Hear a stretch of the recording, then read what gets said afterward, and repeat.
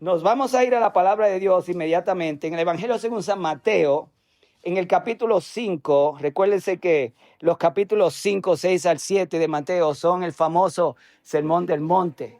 Es uno de los discursos del Señor más importantes en todas las escrituras del Nuevo Testamento, ¿verdad? Pero hay un texto al final del capítulo 5. Y recuerde que este sermón es una especie de, yo lo llamo una especie de sándwich. Estamos en dos rebanadas de panes. Si usted es dominicano como yo, quizás los mexicanos le decimos tortas, ¿verdad? Mi esposa diría entre una torta, ¿verdad? El capítulo 5, donde comienza el sermón, comienza con la primera rebanada. Viendo la multitud, subió al monte y sentándose vinieron a él sus discípulos y abriendo su boca les enseñaba. Esa es la primera rebanada. Cuando vamos al final del capítulo 7, encontramos donde el Señor pone la última rebanada y es cuando habla de que cualquiera que me oye estas palabras y las hace, comenzando en el versículo 24.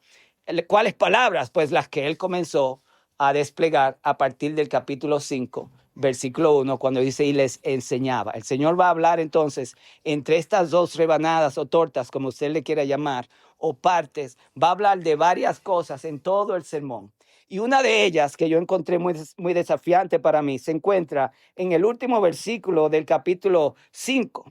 Una sección que habla sobre cómo el Señor quiere que nosotros tratemos cuando nos encontramos con diferentes dificultades, específicamente nuestras acciones cuando enfrentamos oposición o cuando tenemos enemigos, cuando nos pasa algo que alguien nos hace, nos dice o le dice a alguien, como decía mi esposa al principio del servicio, que es ofensivo, que es muchas veces destructivo. Este es el contexto de este versículo, pero lo voy a extender a todo el contexto del sermón para que veamos esta dinámica y que el Señor nos hable y nos haga crecer en su presencia en este día. ¿Cuántos dicen amén? Amén. El versículo 48 de Mateo capítulo 5, al final dice, sed pues vosotros perfectos, como vuestro Padre que está en los cielos es perfecto. Eso es imposible a simple vista.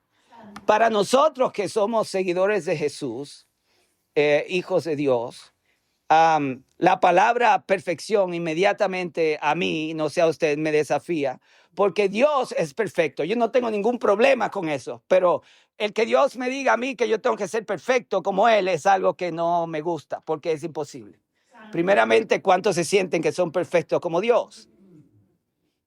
Nadie puede. Entonces, ¿qué es lo que el Señor nos está tratando de decir aquí? ¿A qué se refiere el Señor con decirnos que seamos perfectos como nuestro Padre que está en el cielo es perfecto? Y esa es la dinámica que hoy nosotros queremos desglosar y aprender. ¿Por qué?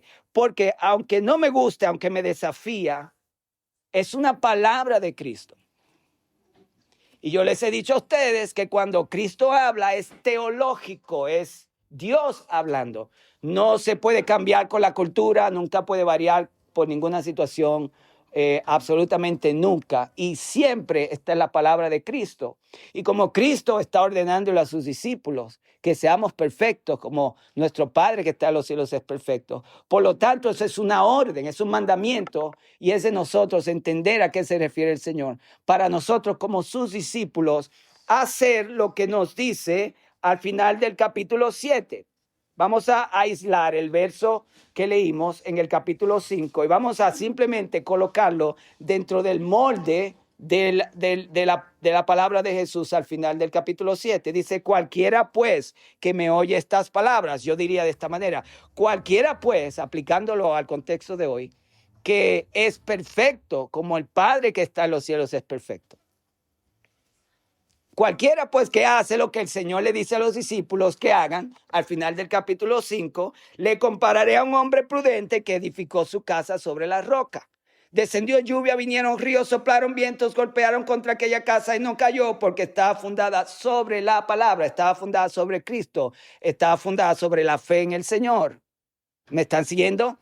Nos estamos entonces colocando en esta situación, aislando un versículo del capítulo 5 para entonces centrarlo en esta franja del capítulo 7 y darnos cuenta, yo tengo que hacer el 100% de lo que el Señor me está diciendo que haga en su sermón, pero específicamente hoy nos vamos a enfocar en cómo yo puedo lograr hacer esta imposibilidad del capítulo 5, donde el Señor nos está dando una orden, una palabra teológica, es un mandato que sus hijos seamos perfectos, como nuestro Padre que está en los cielos es perfecto. Esa es la palabra de Dios para nosotros. ¿Cómo podemos obedecer al Señor en esta área? Bueno, es una imposibilidad si primeramente yo pienso en Dios como el Dios omnipotente, omnisapiente, omnipresente, todo lo puede, todo lo sabe, está en todo lugar. El salmista dice, ¿a dónde me esconderé de tu presencia? No puedo subir o bajar, no puedo irme de ancho, ni tampoco muy profundo, como dice el corito antiguo. El amor de Dios es maravilloso, es tan grande que no puedo irme encima de él, tan profundo que no me puedo ir fuera de él. Cuán grande es el amor de Dios. No podemos escapar de su presencia. Para los judíos, que es a quien Mateo le está escribiendo, recuérdense que el Evangelio según San Mateo, su audiencia es muy judía. La perfección tenía que ver con la ley, no necesariamente con la imperfección o perfección humana, sino que cumplir la ley era para ellos algo perfecto, poderlo hacer. ¿Se acuerdan el joven rico cuando Jesús le dijo, bueno, ve y vende todo lo que tienes y sígueme? Y el rico no se sintió bien.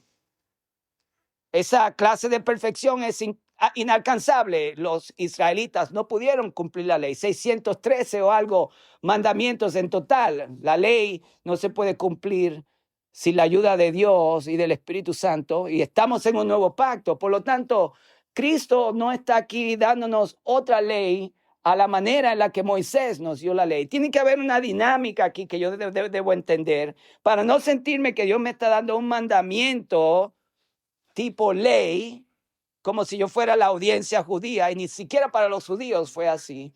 Tiene que haber una dispensación, una excepción, algo que me explica a qué se está refiriendo el Señor. Y incidentalmente, o no por coincidencia, yo diría, el Espíritu Santo nos da una idea de cómo y a qué se está refiriendo el Señor en otro de los evangelios.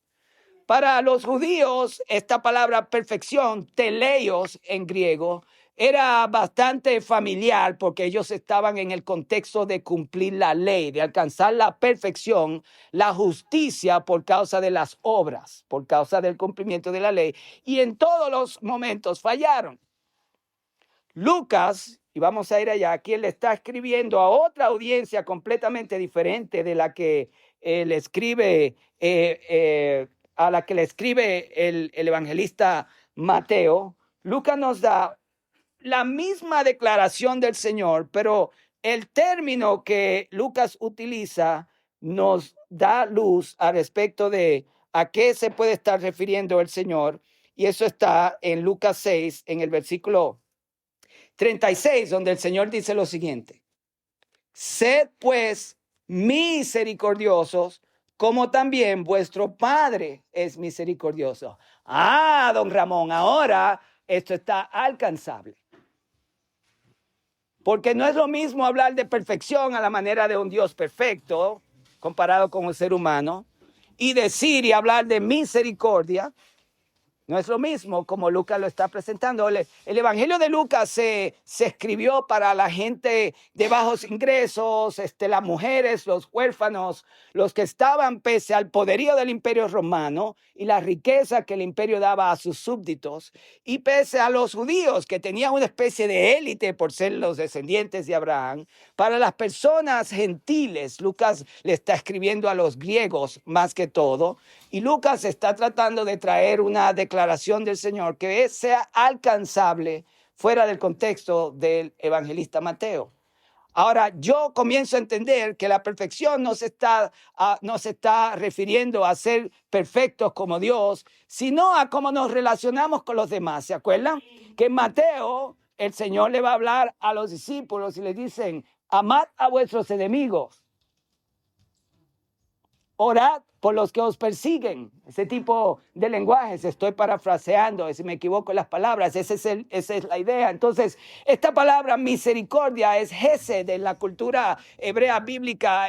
La palabra amor es la palabra gracia, misericordia. Esa palabra hebrea hesed no se puede traducir, es tan profunda, Rose, que no se puede traducir verdaderamente ni al inglés, ni al español, ni a ningún otro lenguaje, porque es imposible describir la profundidad del amor de Dios. Entonces, el Señor está tratando de decirnos, sed misericordiosos con los demás de la misma manera en la que Dios el Padre, nuestro Padre, ha sido misericordioso con nosotros. Ahora, no solamente el término es alcanzable, don Ramón, ahora yo puedo quizás vislumbrar lo que significa ser perfecto, porque yo he recibido el perfecto amor de Dios, que pese a que yo no lo merezco, ni lo merecía, ni nunca lo voy a merecer aparte de Cristo, ese amor que me transforma, produce en mí una dinámica, un vórtice que me envía a la obligación, no por mandamiento ni por ley, sino porque simplemente se produce en mí el mismo amor con el cual yo he sido amado. Santo. El desafío aquí, aún que tenemos un término más alcanzable llamado hesed, misericordia o amor, ¿verdad? Teleios o perfección, el desafío todavía existe, que no vayamos a pensar que ahora que el Señor dice, que yo entiendo que lo que el Señor me está diciendo es que sea misericordioso con los demás, que ahora yo salga a pensar que yo tengo que ser misericordioso como una obra, algo que sale de una acción, porque Cristo dijo que seamos perfectos, que es igual a ser misericordiosos, que es igual a ser amorosos, que es igual a amar a los demás como Dios nos ama. No vayamos a pensar que ahora se trata de acciones, porque muchas personas en el mundo de la fe cristiana están haciendo actos de caridad y acciones, pero no quiere decir que están haciendo esa misericordia con la misericordia de Dios, sino que la están haciendo con acciones para obedecer un mandato. Y eso es casi igual a cumplir la ley. Sí, señor.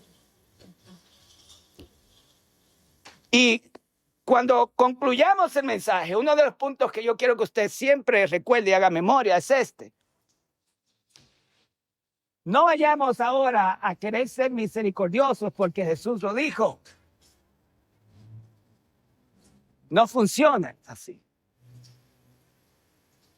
Y la clave está en Mateo capítulo 5, así que vamos a volver allá a ese término en el Evangelio según San Mateo, en el capítulo 5, vamos a volver a ese último versículo, donde dice, sed pues vosotros perfectos como vuestro Padre. Y ahí es que yo quiero traer el punto de inflexión para nosotros. Como vuestro Padre, esto es un término posesivo, se está hablando de algo que el Señor dice, el Hijo hace lo que ve al Padre hacer. Amén. El Hijo habla lo que el Padre le dice que haga. Entonces, antes de yo ser perfecto, de ser misericordioso, porque ahora entiendo que no me está hablando de perfección divina, antes de ser amoroso, misericordioso, de tener hesed, de amar como Dios quiere que yo ame, yo tengo que experimentar ese vuestro Padre en mi vida. Entonces, no vaya yo a pensar que tengo que aprender a ser misericordioso. Lo que yo tengo que hacer es aprender a ser hijo.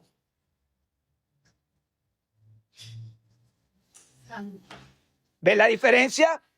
Una es que yo me vaya a dirigir a ser un cristiano por acciones, porque Cristo lo dice, y otro es que yo me vaya a entender a mi papá y ser formado en el seno del Padre y salir como hijo. Por lo tanto, la misericordia y el amor son un fruto de una relación, no una acción de obediencia, porque algo está escrito, aunque Dios lo haya dicho. Santo es Dios. La religión muchas veces lo que hace es que sustituye una cosa por la otra. Aparentemente no es la ley, pero como es una acción que no viene de una transformación interna en mi ser, un fruto que fluye, entonces lo que estoy haciendo es otra obra. Y ahora hay mucha gente que piensa porque hacen caridades, ayudan a los pobres, hasta millonarios se creen que tienen un ticket a la puerta de Pedro en el cielo, como ellos piensan. Y se van a encontrar con una sorpresa porque la Biblia dice, no es por obras para que nadie se gloríe. Jesucristo lo puso de esta manera. Sin mí, nada podéis hacer. Yo soy la vid, vosotros los pámpanos. Entonces yo no busco el fruto. Lo que yo busco es estar en la vid y el fruto es un resultado de mi habitar en las cosas de Dios. Sé que me están siguiendo en ese sentido. El mandamiento del Señor es alcanzable al entender que Dios no nos está llamando a ser divinamente perfectos, porque ahora entendemos lo que el Evangelio de Lucas nos explica, que Dios está hablando de cómo nos relacionamos cuando somos confrontados por el mundo, por la enemistad, o cuando el amor con el que nosotros hemos sido amados, que es imperfecto, no produce lo que el amor de Dios produce. Voy a explicar. Ninguno de nosotros hemos sido perfectamente amados, porque al nacer bajo el poder de la naturaleza pecaminosa, venimos a Cristo y somos removidos del poder del pecado, pero no de la presencia de la influencia del pecado en nuestros ancestros, en nuestros padres, en nosotros como padres, en la sociedad, en la economía, en todos los sentidos. El pecado ha permeado todo, hasta el matrimonio lo ha permeado, y todo eso lo sabemos. Por lo tanto, es imposible que un ser humano nacido de mujer pueda recibir en su vida, aun que sea criado en un hogar que no es disfuncional en extremo, porque ¿cuántos saben que todos los hogares de una manera u otra son disfuncionales? Porque nadie es perfecto. Amén. Y esa disfuncionalidad que es natural no nos permite a nosotros amar de la manera que Dios quiere que amemos, porque no fuimos amados de la manera en que Dios intentó que fuésemos amados. Por lo tanto, cuando nos ofenden, nos enojamos. Cuando nos hacen algo, queremos venganza. Cuando nos dicen algo, caemos en depresión. Y esa es una expresión que revela que el amor que hemos recibido ha sido imperfecto. Lo voy a explicar de nuevo. Cada actitud negativa que el Señor dice que no debemos tener, por ejemplo, amad a vuestros enemigos. Lo negativo es, no puedo amar a mis enemigos. Esa persona me ofendió, me apuñaló por la espalda, causó destrucción en mi vida. No lo puedo perdonar. De hecho, quiero venganza. Y el Señor viene y te dice, no, la venganza es mía, dice el Señor. Pero como tú no fuiste amado con esa clase de amor de Dios, es natural para ti expresar la falta que el amor humano no nos trajo de la manera natural, con sentimientos negativos. En este caso, la falta de perdón. Y el Señor está desafiando a los discípulos, porque los mismos discípulos a los que el Señor está dando el sermón, esos mismos van a ser perseguidos, sus familias van a morir. Muchos de ellos fueron martirizados. Como tú estás en el Coliseo Romano, rodeado de tigres y leones y bárbaros que te van a descuartizar, y tú morir con una sonrisa en la boca, decir, Señor, perdónalos, como dijo Esteban. Eso es imposible, es una imposibilidad de ser perfecto como el Padre es perfecto, a menos que seamos amados por un perfecto amor que produce en nosotros lo que Jesucristo produjo en la cruz. Perdónalos. O el amor que se produjo en Esteban cuando dijo, perdónalos. O el amor del apóstol Pablo, que en camino a ser martirizado, se convirtieron los que lo estaban escoltando, los bautizó en agua y después le cortaron la cabeza. Esa clase de cosas es una imposibilidad hacerla, porque no hemos sido amados con ese amor. Santo. Ya usted sabe por dónde yo estoy yendo. Que el mandamiento del Señor no es primeramente irnos a hacer obras de misericordia.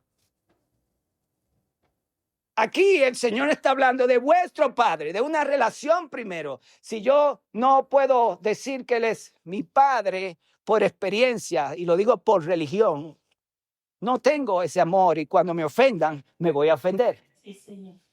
Cuando me hieran, voy a herir. Sed vosotros perfectos como vuestro Padre. Es mi Padre que me hace perfecto y produce la acción de Gesed, de misericordia y de amor. ¿Cuántos me están siguiendo? Amén, amén. Vea cómo el Padre es amoroso. No vamos a leer todas las escrituras por asunto del tiempo, que nunca me da. Ustedes saben que a mí nunca el tiempo me da. Vea cómo los evangelios presentan el amor del Padre manifestado en relaciones. El Padre hace salir el sol sobre los malos y los buenos. Mateo 7:11, Mateo 5:45 nos da esas referencias. Dice la palabra de Dios que Dios hace salir el sol sobre los malos y los buenos y hace llover igualmente sobre los malos y los buenos. No le da una cubeta o un cántaro de agua a los cristianos que tienen más agua que el malo. No, a ti te voy a dar menos porque no, es la misma medida. Ese es el amor del Padre. Amén. Dicho sea de paso, nadie conoce los malos mejor que Dios. Usted puede ver una persona mala y usted dice que es mala por las acciones, pero Dios mira lo más profundo de la maldad que hay en el corazón. Por lo tanto, Dios es más afectado por la maldad del hombre que nosotros, con los que nos afectan a nosotros. Sí, Señor. Ese amor el Señor lo está demandando de nosotros, pero ¿cómo yo lo puedo desplegar? ¿Cómo yo puedo hacer que una persona malvada que está queriendo destruir mi vida y la de mis hijos o lo que sea que usted haya experimentado, que usted se levante en la mañana y diga, le voy a mandar el sol para que brille, le voy a dar dinero para que tenga? ¿Cuántos pueden hacer eso? Es una imposibilidad porque no recibimos el amor de Dios para sentirnos que queremos que el sol nazca sobre ellos. Aleluya. El Padre provee las necesidades. Piensen esto. Para los discípulos, danos el pan de cada día, pero todos los días Dios le provee a los impíos, a los malos y a los buenos. De Jehová es la tierra, es plenitud del mundo y los que en él habitan. Dice la palabra de Dios que el Padre provee nuestras necesidades cuando le pedimos, danos hoy el pan de cada día. El Padre es tan bueno que se lo pasa alimentando las aves, dice el Evangelio según San Mateo en el capítulo 6, y hasta viste las flores que nosotros ignoramos todos los días. El Padre, según Mateo 7, 1 al 2, es un juez tierno y justo. Es un Dios constante, imparcial y estable. Dios es bueno, ¿se acuerdan el dicho? Todo el tiempo. Y todo el tiempo, Dios es bueno. Jesucristo, quien viene del seno del Padre. Ahora note la comparación con nosotros, que salimos de nuestros padres, nuestros ancestros, de nuestras culturas, de nuestras experiencias. Fuimos criados por nuestros traumas y las voces más altas que escuchamos. Y todavía aún escuchamos voces de diferentes tipos. Y esas son las voces que nos crían, nos orientan a pensar y actuar como hacemos, a sentir como sentimos. Jesucristo, quien fue criado por su papá, a los 12 años Jesús dijo, en los negocios de mi padre me es necesario estar. A los 12 años Jesucristo se había salido completamente de la identidad de José y María, sin dejar de respetarlos y honrarlos en cumplimiento de la ley. Pero ya Jesucristo había sido transformado con un encuentro, dicho sea de paso, humano. Y quiero aclarar eso. Desde que Jesús fue concebido, nunca tuvo una experiencia con su papá Dios física. Toda la experiencia que tuvo con el Padre fue espiritual, humana, para poder sustituirnos. Él no tenía un acceso al cielo con una puerta que se desaparecía detrás de la cocina de María y aparecía ya al cielo hablando con Gabriel y después volvía. No. Jesús, toda la experiencia fue humana. Y Jesús conoció al Padre de la misma manera en que Dios quiere que lo conozcamos a Él, como seres humanos. A los 12 años, la transformación era tan profunda que ya Jesucristo se había identificado completamente con su papá, con el amor de su papá. Y esa es la razón por la que como hijo de Dios, cuando fue tentado, resistió con la palabra, no con su poder. Mateo 4, 1 al 11. Cuando fue rechazado por su propia gente en Nazaret, no tomó venganza. Lucas 4, 16 al 30. Cuando fue acusado injustamente, respondió con la verdad. Mateo 26, 59 al 63. Cuando fue traicionado, confió en el plan del Padre. Mateo 26, 14, 16, 47 al 50. Y cuando fue crucificado, totalmente sin resentimiento, no por obligación, perdonó a los que lo clavaron en la cruz. Y entonces Jesús nos dice que nosotros tenemos que ser como Él y como el Padre. La imposibilidad de ser perfectos podría ser el título de este mensaje. Y la posibilidad de amar como el Padre ama a través del amor con el que somos amados por Él. ¿Cómo nosotros debemos entonces manifestar esto? Y luego les voy a decir cómo llegar a eso de manera práctica. Cuando estamos en casa o en la iglesia, Dios quiere que tengamos paciencia en vez de resentimiento cuando nuestros cónyuges o nuestros hermanos nos ofenden. Efesios 4:2, esa palabra yo creo que deberíamos de leerla porque ahora estamos hablando de nosotros acá. Ya entendemos que Dios es perfecto y Jesús también por el amor, pero dice Efesios 4:2, con toda humildad, mansedumbre, soportándoos con paciencia los unos a los otros en gesed, en perfección, en misericordia, en amor. Con toda humildad, cuando tu cónyuge te desafía o cuando tú desafías a tu cónyuge en la casa, cuando pasa algo en la iglesia, en todos los lugares, el Señor quiere que tengamos el perfecto amor, manso, soportándoos con paciencia los unos a los otros en amor. Yo me río porque pienso en mis tiempos en que nada de mansedumbre, ni humildad, ni tampoco la paciencia, y mucho menos soportar a quien yo considere mi enemigo o mi enemiga, sea mi esposa o alguien del trabajo, no importa, porque a veces, ¿cuántos saben que los cónyuges a veces pensamos que son nuestros enemigos? No, Pastor Orlando, yo no pienso eso, pero a veces lo sentimos. No lo decimos, pero lo sentimos. Me estás oponiendo, hombre, me estás oponiendo, mujer. Siéntate ahí, no digas nada. Y entonces dice, solícitos en guardar la unidad. En el trabajo, el amor perfecto del Padre nos lleva a ser íntegros cuando estamos siendo criticados, cuando no lo tenemos todo. El amor del Padre nos llama a ser generosos. Cuando nos traicionan, el Señor nos llama a perdonar y a no vengarnos. Que Dios me ayude. Cuando nos hacen injusticia, el Señor nos llama a ser humildes bajo presión.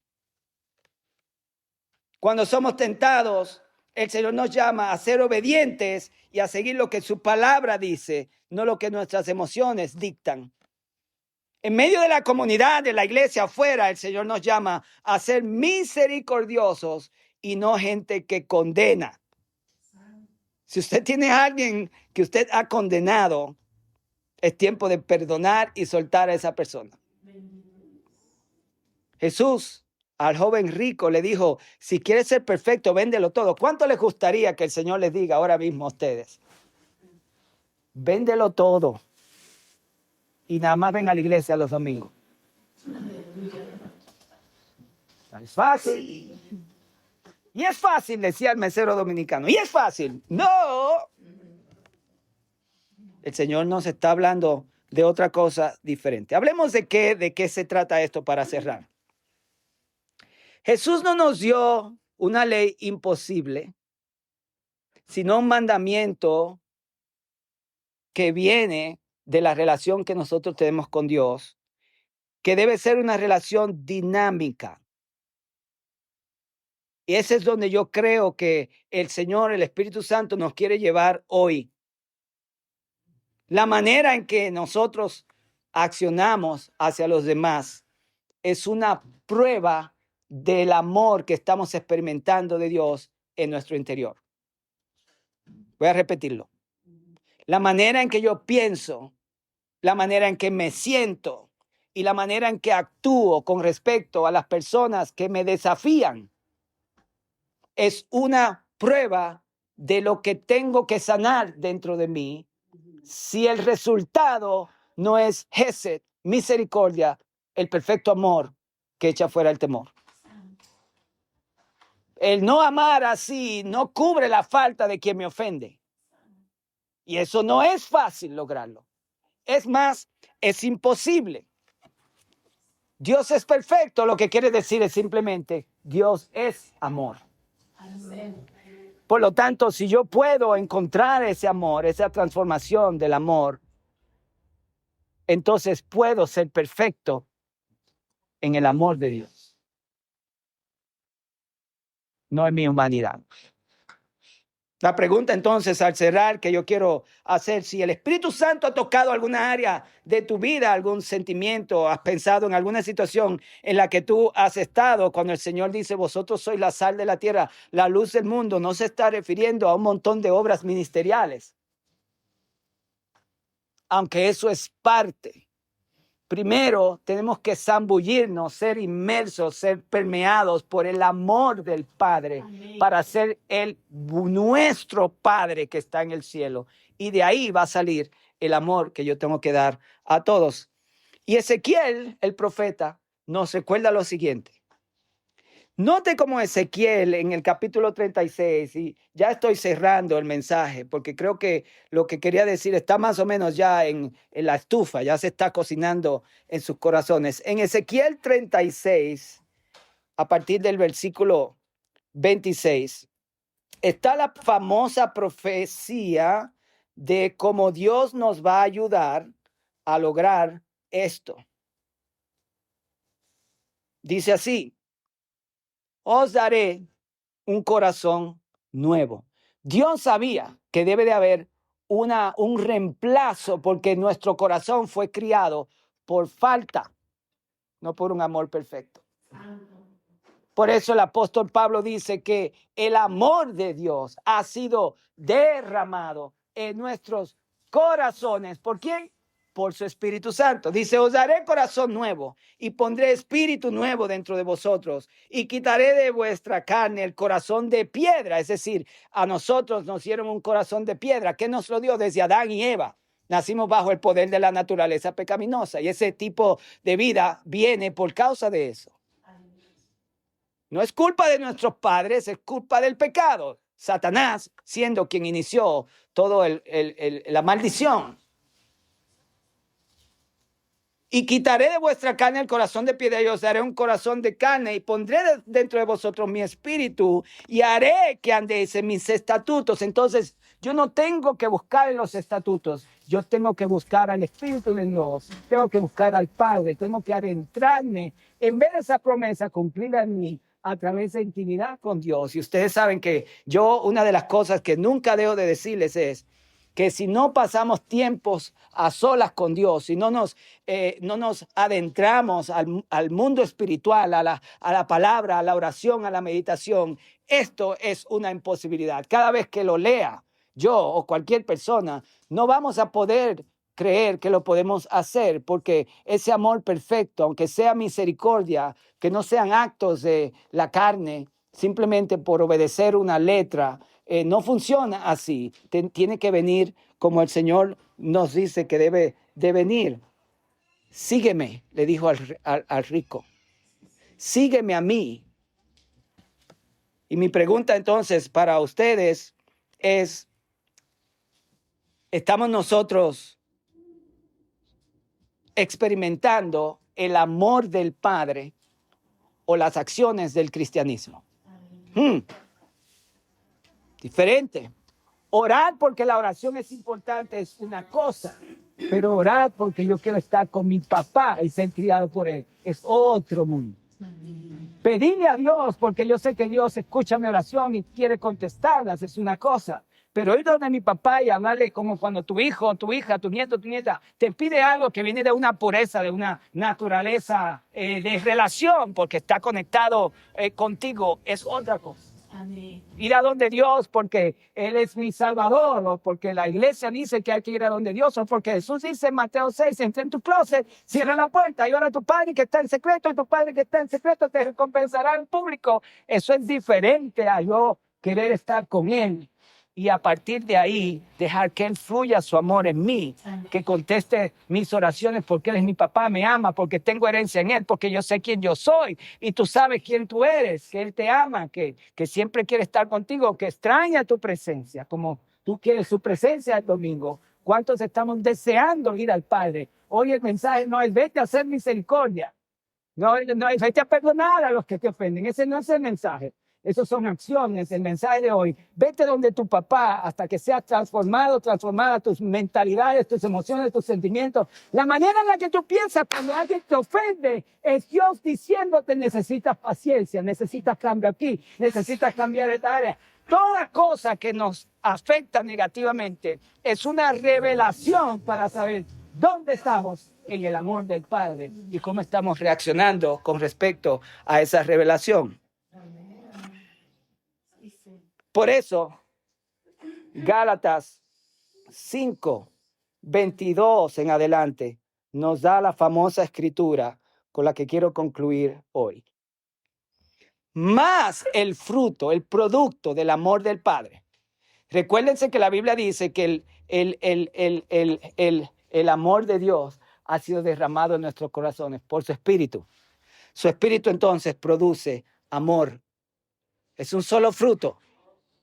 Y este fruto es como un clúster, como un racimo de las cosas que están aquí. El fruto del amor, del gesed, de la perfección de Dios, viene del Espíritu Santo. Entonces yo no tengo que buscar las cosas, tengo que buscar al que lo da. El Espíritu Santo entonces derrama el amor y ese amor es un racimo de gozo, paz, paciencia, benignidad, bondad, fe, mansedumbre, templanza. Contra tales cosas no es necesario seguir la ley. No tengo que preocuparme por obedecer lo que Cristo me está diciendo que obedezca. De hecho, yo no tengo que cuando lea Mateo 5 pensar, tengo que ser perfecto porque ya no es necesario. Porque entonces estoy mirando una ley.